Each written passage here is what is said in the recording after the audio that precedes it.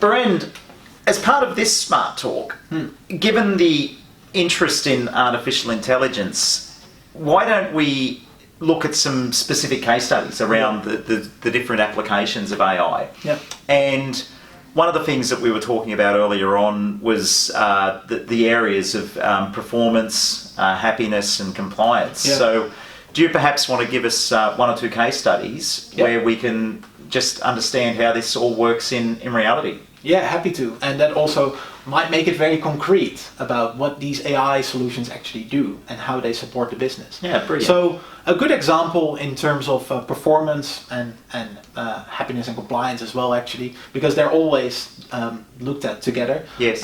In our world, is a fast food chain. And that fast food chain needs to make sure that they have the right amount of people already 4 weeks out. So this is in the United States where they have the new predictive scheduling laws. Yes. So predictive scheduling laws mean that you actually need to make sure that everyone gets their roster already 4 weeks beforehand.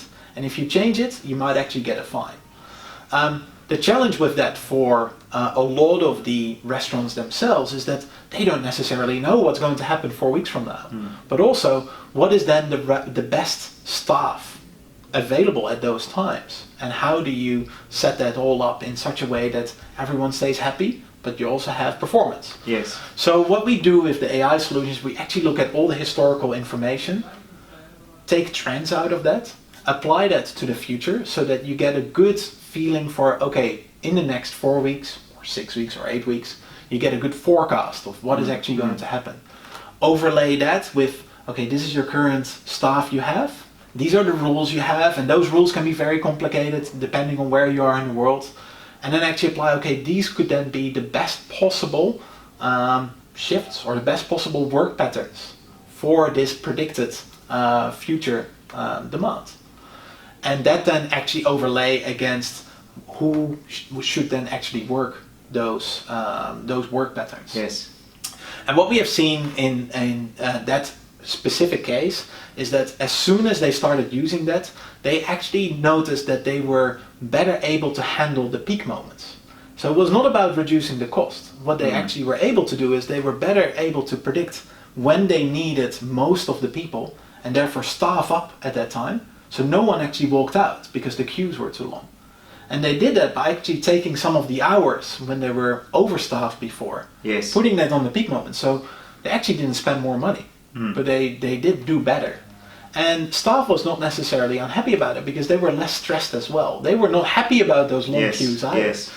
So they actually, in terms of hard numbers, they noticed a drop in what they call wage cost to revenue of 5% within the first couple of weeks. We started.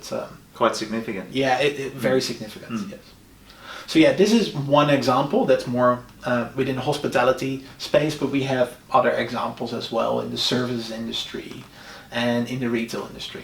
Thank you, Graham. No problem. How might that play out in a retail environment, for example? Yeah, so in a retail environment, that could play out, for example, by utilizing the historical transaction information or the historical sales information, or even better, if there is foot traffic sensors at the door, which actually tell you how many people are coming in and out, all that information can be used to actually make a model of a store or a restaurant or a fast food restaurant to say, this is when you can expect people to come in. These are the typical transactions you then see. And hey, here are typical times when more people came in and left than you had transactions. In other words, if that happens a lot, you're probably losing out on sales. And that's very important with performance, that the conversation has been for a long time about reducing cost. But what we actually see in terms of value from these AI solutions for our customers is not reducing cost. It's actually increasing revenue, which is very important at the moment with the downturn in retail. That increase in revenue comes from better knowing when those peak moments are, better knowing when customers are not happy, when they're not getting the service, so that they're not walking out because they're not getting the service. Why are they not getting the service? Because there's not enough people. And that's something you want to predict and efficiently staff against. Gotcha. How do you do that? Well, you need all that information, and then you need to make sense of that information. Try to do that as a human. take 5 years of history per 15 minutes or per hour of a store, all the transactions. That's a lot of information points for a human to actually digest. Sounds like good application for an algorithm.